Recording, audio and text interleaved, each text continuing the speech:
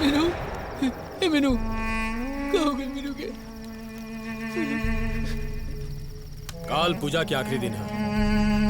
काल के पूजा बाकी 6 दिन के पूजा से काफी भयानक और कष्टदायक हुई। रुआ लोग काल के पूजा के दौरान होखे वाला अपना बहू के कष्ट के ना देख पाई। इन नाते हम चाहतानी कि रुआ लोग काल के पूजा में मत आई। माया की आत्मा पूजा के भंग कैला का हर संभव प्रयास करी। लेकिन बाबा इनका की हालत में रुआ जैसे करे मत करी, लेकिन रुआ हमरे बहू के बचा ली बाबा। बाबा बहू के बचा ली।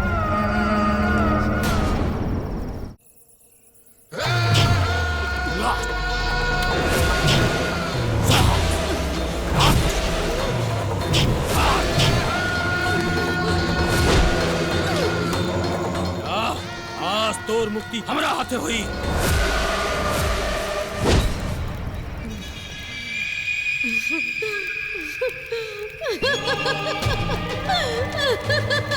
माया के मुक्ति।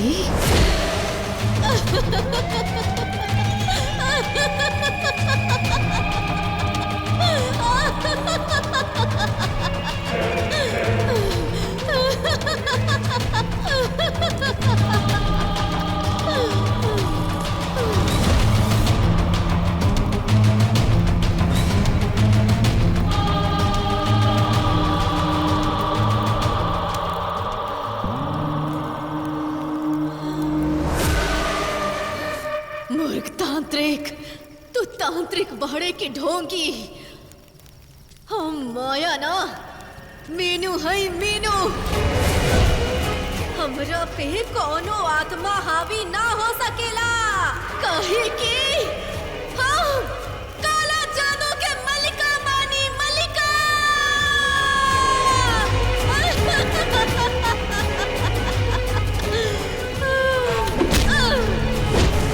आत्मा के नाम पे पिछला 6 दिन से ते हमार शक्ति के झाड़ रहल बाड़े।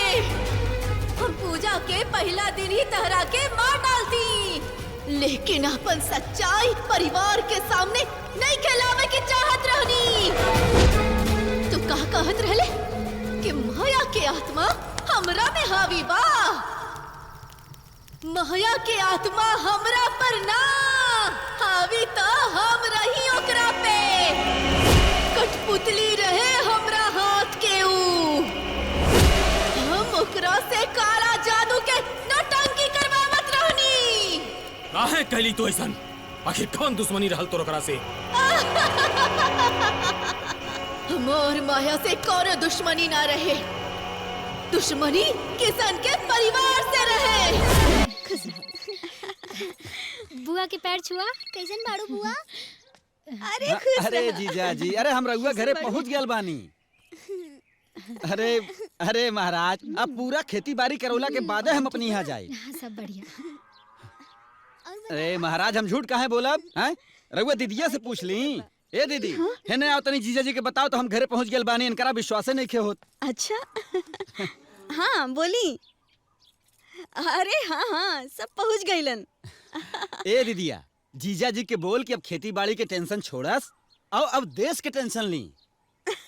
सुन लेनी ना। हाँ अच्छा, हम फोन रखता नहीं। चला चला बबुआ, चाय नाश्ता कैला। आवा बुआ, हमू कहत आनी ना, हम अपन दोस्त किशन से मिल के आवत आनी। अरे बेटा, कुछ खा पी ला, फिर चल जाइए मिले। अरे ना बुआ, हमके कुछ खाए पिए के ना बा, हम मिल के आवत आनी, ठीक है? हे भगवान, ये लेके तो एकदम में पागल गया। चला आवा चला।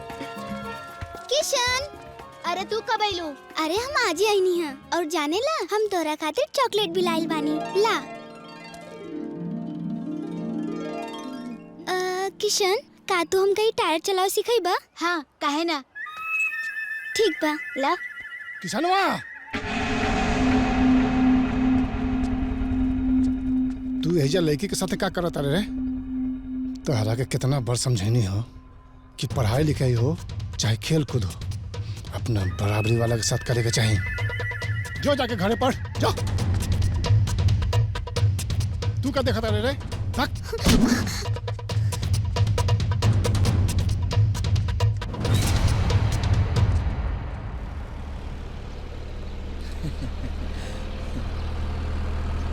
ए सतेंद्र बाबू, का अरे आवा चाय वाय पी के जइहा। अरे ना ना फिर कबो रहे दा। अरे घर ही न जाए के बा, आए आवा चाय पी के जइहा। अच्छा ठीक बा आवत है।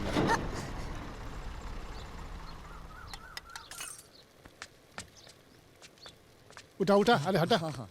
आए सतेंद्र बाबू, बैठे बैठे। ए दुगाओ चाय लेके आओ। ना ना भैया दूगो ना, एक एगो चाय लिया बा। बिटिया ई चाय ना अच्छा पिए। कोनो बात ना बेटा, बिस्कुट चाहे चिप्स कुछ खाइबा? चिप्स मंगाई? एगो चिप्स भी ले ली है। ठीक बा भैया। तो अब सतेंद्र बाबू रउआ कब आईनी है? 10:30 बजे आ गल रहनी है। काले 10 बजे आईनी है। बड़ा जुनूनी आदमी बानी, अपन ट्रैक्टर लेके खेत जोते निकल गई नी। जहाँ झीटेला रहेला ना हो जा जुनू नहीं जाला। आ, ली बढ़िया चाय बा। ला बेटा चिप्स खा। जाना तानी सुनीला की बहन और बेटी कन के पानी तक ना पियल जाला। और सतेंद्र बाबू तू अपना पूरा परिवार के साथ साल भर अपना बहन के घर का अनाज खाता रहा। एगो बात बताई, अपना बेटी खातिर भी एगो ऐसने लड़का ढूंढ लिया, काहे कि तोहर लड़कवा के जीवन जीजा के पैसा से कट जाए। ए भैया तुम्हार कितना रुपया भइल हो? अरे रउआ गांव का मेहमान है, रउआ से पैसा लिया आई। कैसा मेहमान है? साल में 7-8 महीना तक यही जो पड़ल रहे लई। पैसा ले, ये कौनो अपना मेहनत के पैसा देता रन का? ये गांव के अनाज के पैसा हो। ले पैसा। भैया क्या रुपया भइल हो? 20 रुपया। चला बेटा। ए सतेंद्र बाबू, ये अपना बेटी के समझा ला। ये आजकल हमार भतीजा के आगे पीछे ज्यादा दिखेले। समझा देना तो बहुत खराब हो जाई।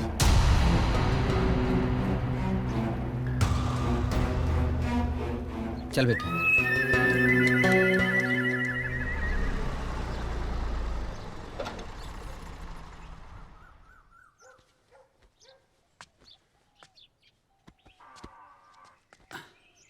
चला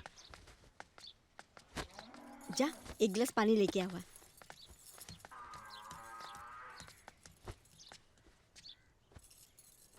एगो बात कही दीदी, वो कहा कि हम खाली असो के सीजन भर तोहारी खेती कर पाई, एकरा बाद तू केहू और से अपन खेती करवा लिया। का भाई कोनो बात बा का? जाने लो बुआ, वो किशन के चाचा बाड़े ना, पता ना काहे भाऊजी के बात बात पर ताना मारे ले। दीदिया ओकरे बात विचार से ऐसा लागल ना कि ओके जान से मार दी। अरे ना भाऊजी, ऐसा मत कही। अरे बेटा तू शांत रहा। अरे उ अजैया तो एक नंबर के अजैट बदमाश बा, ओकर बात से परेशान मत होखा। अरे उहे ना पहले हमनी की खेती करत रहे, तो अजैया का करत रहे कि खेते पर से अनाज के बोझा के घपला कर देत रहे। एहे से हम तोहके बुलैनी है खेती करे खातिर। ई बात से उ चिढ़ गई लोखिए। जायदा ओकरा घरे में सब ठीक बा, एगो उहे छाटल बदमाश बा, ज्यादा ओकरा के मुंह मत लगावा। ए चाची चलिए ना, माई बुलावत है। अरे काय खातिर रे? उ दिदिया के बारात वाली बा ना, तो ढेर सारा काम बा, ओमे परेशान हो जाती है, यही से बोले। अरे माई के कहा परेशान मत होखी, सब काम हो जाई बारात आवे से पहले।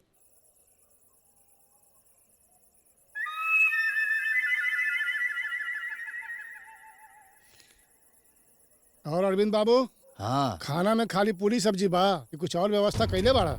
खाना में तो खीर पूरी सब्जी के ही व्यवस्था बाटे, लेकिन अजय भैया रउआ खातिर हम अलगे से नॉनवेज के व्यवस्था कैले बानी। ये ठीक बा जी। ए सतेंद्र बाबू, हाँ? जैसे इज्जत के साथ हम तोहरा दारू पिलावत हैं, वैसे ही इज्जत के साथ हम तोहरा के नॉनवेज भी खिलाई। वो पूरी सब्जी मत खा लिया, ठीक बा? अच्छा एक बात बतावा, कितना दिन के बाद नॉनवेज खात बाड़ा? वो कहा ना अजय बाबू, हमार मलकिन तो नॉनवेज खाली ना। खाली हम आ हमार बिटिया मीनू, यह 2 लोग खाइल जाला, तो वो बाहर से खरीद के ले आवल जाला और वही भार में बना के खा लिहल जाला 1-2 महीना पे कबो कबो। महीना में 4 दिन नॉनवेज खाए के तोहार औकात नहीं खे। देखा औकात वाली बात करी हम मत। ए, उंगली नीचे कर। जो तुम्हारा औकात बा ना वो बतावे से हमरा के कोई ना रोक सकेला। तू हमके हमारा औकात दिखाई बे, हाँ? औकात दिखाई बे, हाँ? हमरा का मर ले, हमरा का मर ले तू, हमरा पे हाथ उठेला। छोड़ो मैं तो क्या औकात बताइए तुम्हारा, हाँ? औकात नहीं हनी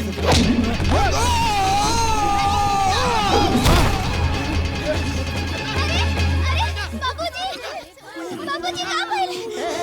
बाबूजी, बाबूजी कहाँ गए? अरे क्या हो गया? अरे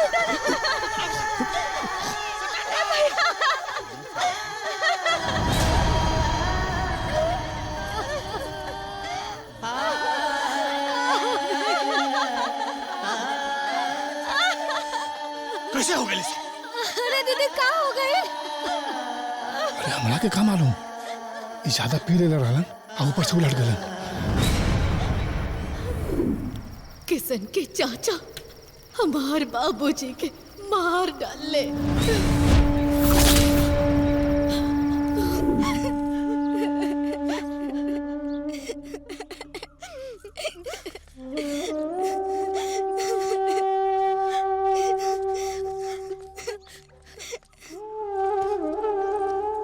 का भइल माई? बाबूजी के याद आवत बका? हमरो बाबूजी के बहुत याद आवत बा माई। पिछला बकाया तो तू चुकौलू ना, ऊपर से अगलू फिर से उधार लेबे? हम पहला बकाया चुका देम भैया। कहाँ से चुका देबो? केकरा कमाई से? अच्छा खासा सतेंद्र भैया तो बाहर कमाता ले हैं, बहन के खेती करावे के चक्कर में जान चल गई और ऊपर से हमारे 5,000 खा के मरियो गए। अरे चाचा, तोहार जौनो बकाया हिसाब होई ना तोहरा के मिल जाई, लेकिन हमरा बाबूजी के ऐसन कुछो मत बोला। ओए होए हो है देखा तेवर हो। चला भागा यहाँ से, ना मिली राशन।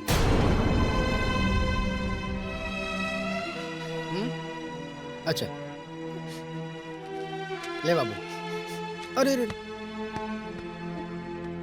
छोड़ छोड़ छोड़ छोड़ छोड़ छोड़, दूसरा देते नहीं। दूसर दे दो एगो।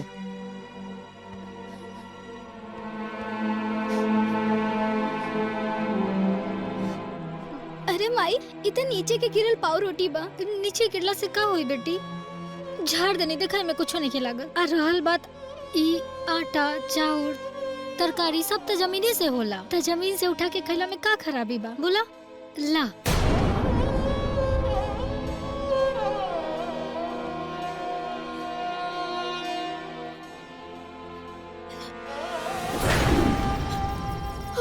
और हमार माई भूख तो बर्दाश्त कर लेनी, बाकी मुन्ना भूख के कारण मर गई और मुन्ना के मरे के सदमा हमार माई बर्दाश्त ना कर पाली और हमरा के छोड़ के चल गई।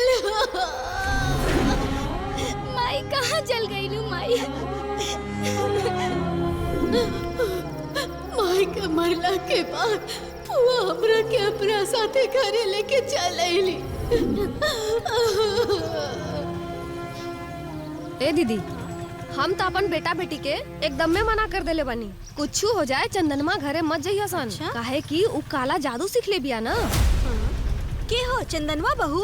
हाँ, देवरा विष्णुआ के उहे न सुखा दिले बिया एकदम से। हाँ, ओकरे नाक से हर हर खून बहत रहल ह, रुकते ना रहल ह। कोयला जैसन देह कर देले बिया, सूख गइल बा ओकर दहिया के सारा खून। ओकर मेहरारू कहूं दिखौलस नहीं? अरे देखौलस हिया, कोनो डॉक्टर कोनो वैद्य नहीं के छोड़ ले। डॉक्टर कहता कोनो बीमारी नहीं खे। हे दीदी, लेकिन ओकर देहिया तो दिन पर दिन सुखाइल जाता। कोनो बीमारी होई तब ना डॉक्टर पकड़ियन सन। डाइन फोक्राइन के इलाज कोनो डॉक्टर थोड़े ना कर पाई।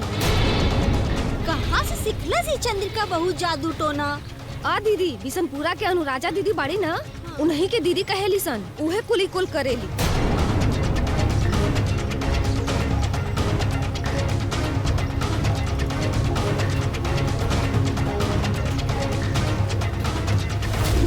फिर हम बिशनपुर अनुराधा दीदी से 10 साल तक हम काला जादू सीखनी।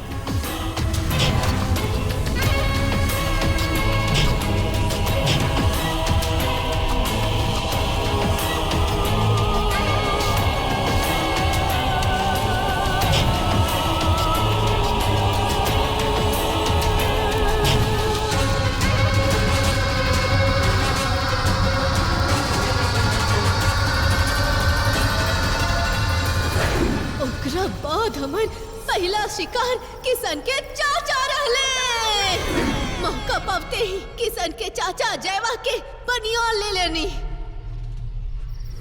और ओकरा पे काला जादू कैनी।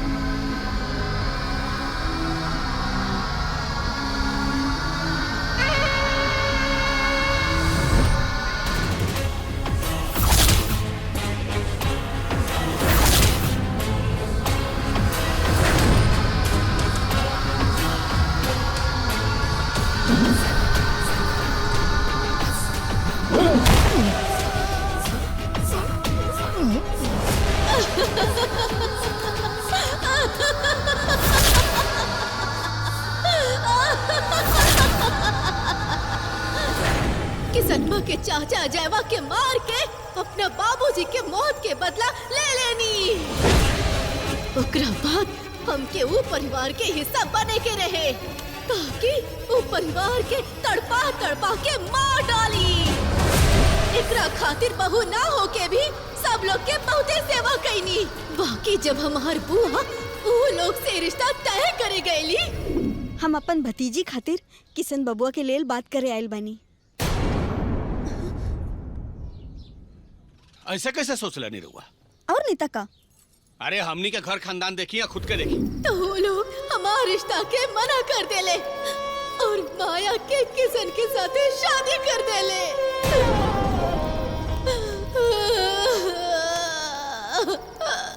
यही से माया के हम अपन दूसर शिकार बनौनी। ओकर मुंह दिखाई के दिन चोटी बनावे के बहाने ओकर चोटी हम काट लेनी। माया हमार नई घर में हमेशा आवन जावन रहेला।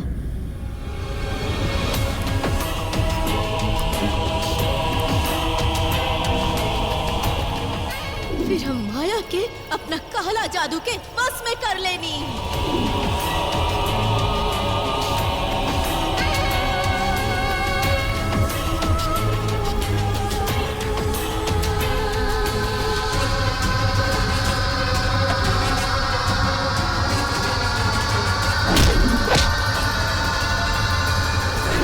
दादी के गला दबा के मुआ देनी।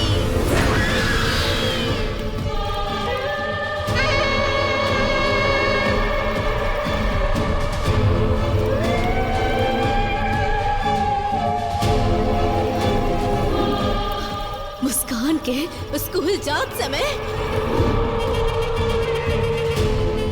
चॉकलेट में हम काला जादू करके ओकरा के हम बस में कर लेनी। जाना तारे तांत्रिक, ओ दिन माया से मुस्कान के भरी दिलवा देती तो हमरा में इतना शक्ति आ जाए कि पूरा दुनिया पर राज करती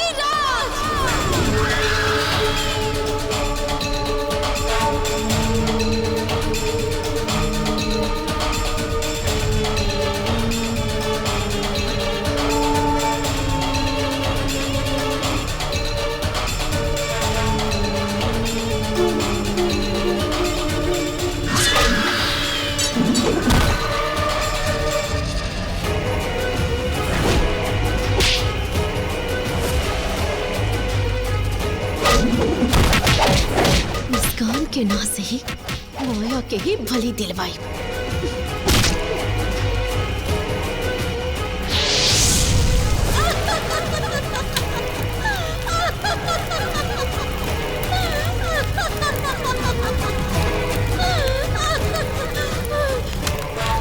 पूरा दुनिया हमार हाथ के कठपुतली बन के रहे। काला जादू हम अपना परिवार के बदला लेवे खातिर सीखनी। बाकी अब ना तांत्रिक एकरा में अब हमरा के मजा आवे लागल बा। हमरा के ना शक्ति पावे के भूख बढ़ गइल बा। बाकी एक दिन हमार सच्चाई हमर बुआ के पता चल गई। ये सब कहा मीनू? हाँ, ये सब तुम कब सीख लो? बुआ ये सब हम नहीं के जानत पानी बुआ। बुआ हम ये सब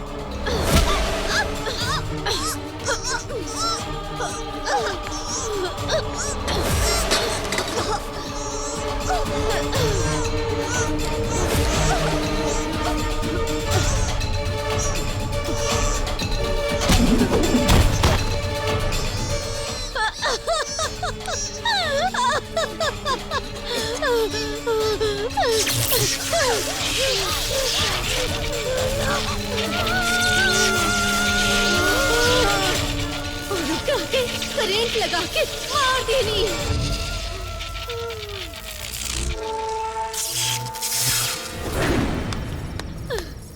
पूरा गांव के लागल कि ओकरा के करेंट लागल बा, पर करेंट ना अब ओकरा के मार ले रहनी।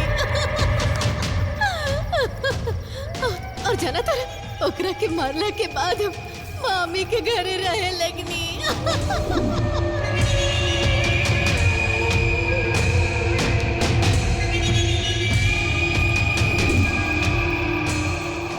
तोर सच्चाई तो हम घरे औते जान गल रहली। जब सिद्ध कैल जल हम छिड़के के दिहली तोरा गुस्सा से लाल हो गई रहे। तोर छुटकी सास पानी छिड़कत रहली ना तो तोर नजर लगातार ओकरा पे बनल रहे।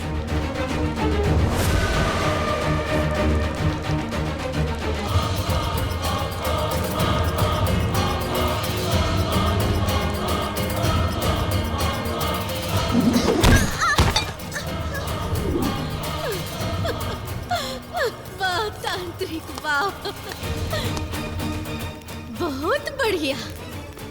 बाकी घर वालन के आवे से पहले तोहरा के जिंदा ना छोड़ा कि तू लोग के कुछ बताइबा। तोहरा के ऐसे मार के ओकर आरोप भी माया पर लगा दे। ओकर नौबत कब्बो न आई सभी लोग।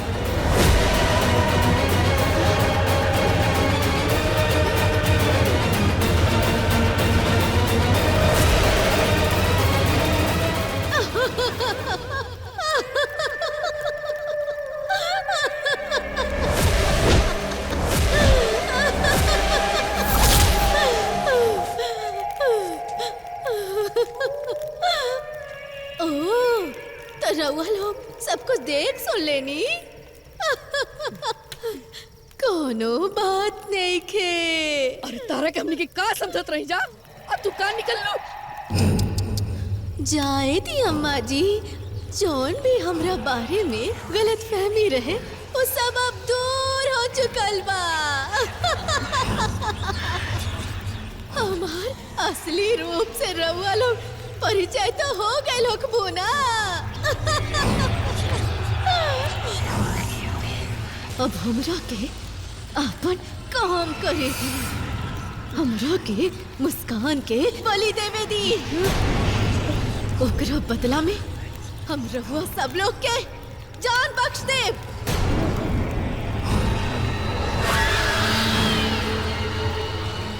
चाची जी अपन बेटी से आखिरी बार बढ़िया से मिल ली।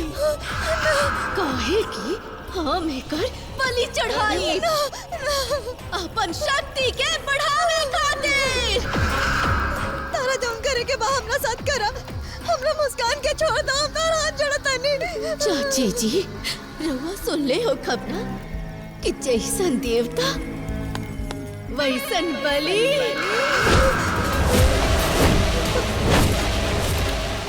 और देवता के राउर बेटी के बलि चाहिए। हम चाहती तो रउआ के ही मार देती। हम रोना रउआ के जान से मारल या मुस्कान से जान से मारल दोनों बराबर बा।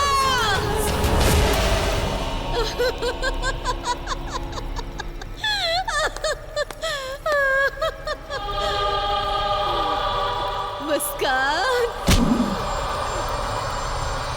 मुस्कान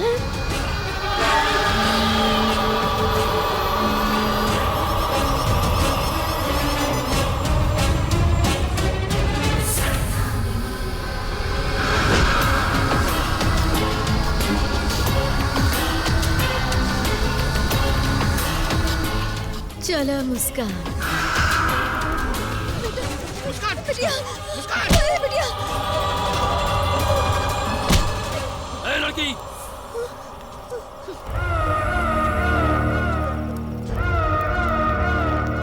हमरा रहते तो एकर बलि ना दे सकेली। ए तांत्रिक, हम लोगन के बीच में मत हो, वरना तोहरा के हम मार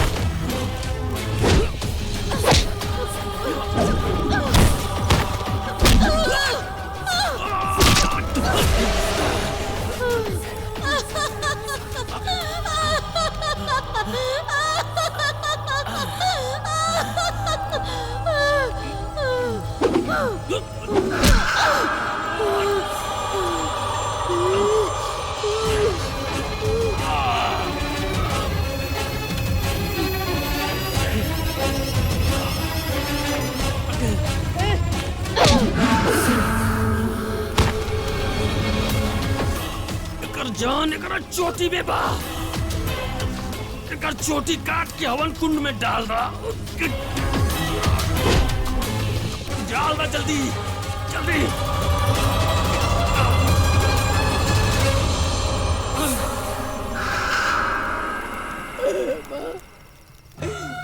काली माँ,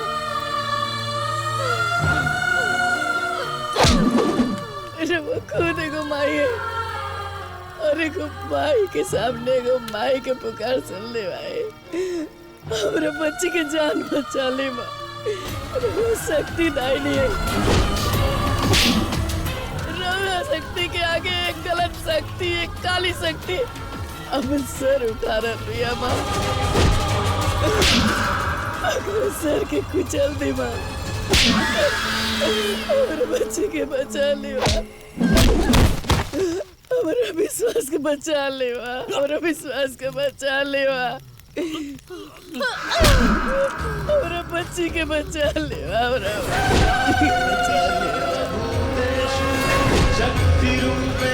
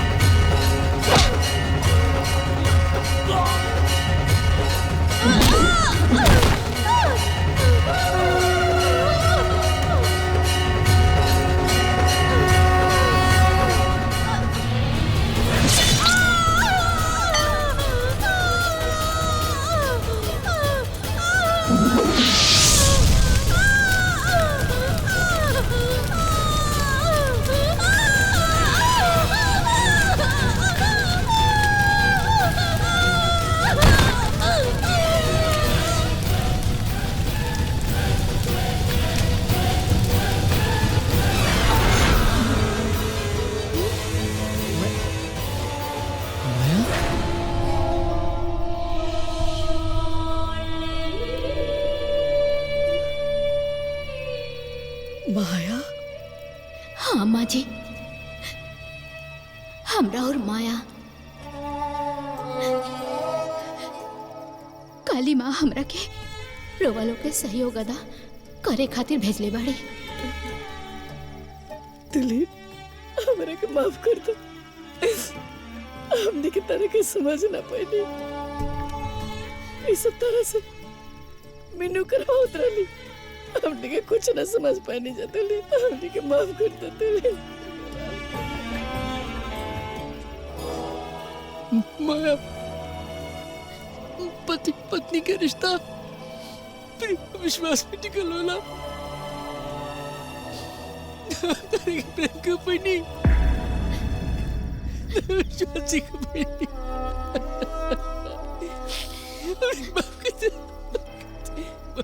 बहुरिया, हमनी के सब सच्चाई पता चल गई बा। अनजाने में जो महापाप हमनी से भइल बा, वो हमनी के क्षमा के लायक तो नहीं के, लेकिन ये भूल के हो सके तो क्षमा कर दिया, क्षमा कर दिया। हमने के माफ कर दो।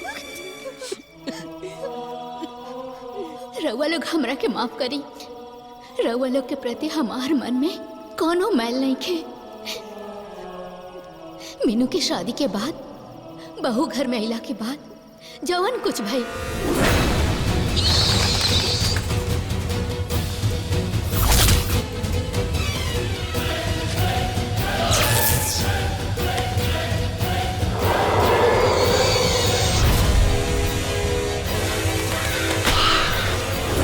सब हम जानबूझ के करत रही ताकि मीनू की सच्चाई रउआ लोग के सामने आ सके। हमार रउआ लोग से बस एक के बिनती बा, अच्छे समर्थ क्रियाक्रम कर दे। ये प्रेत योनि से हमके मुक्ति मिल सके।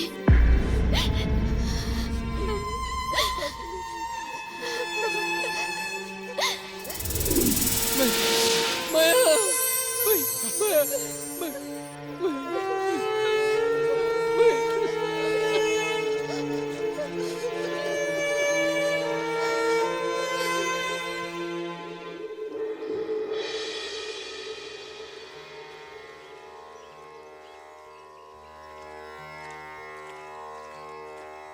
ओम यज्ञाय नमः, ओम शांतिये नमः, ओम गंगाय नमः, ओम माधवे नमः, ओम शांति शांति शांति नमः।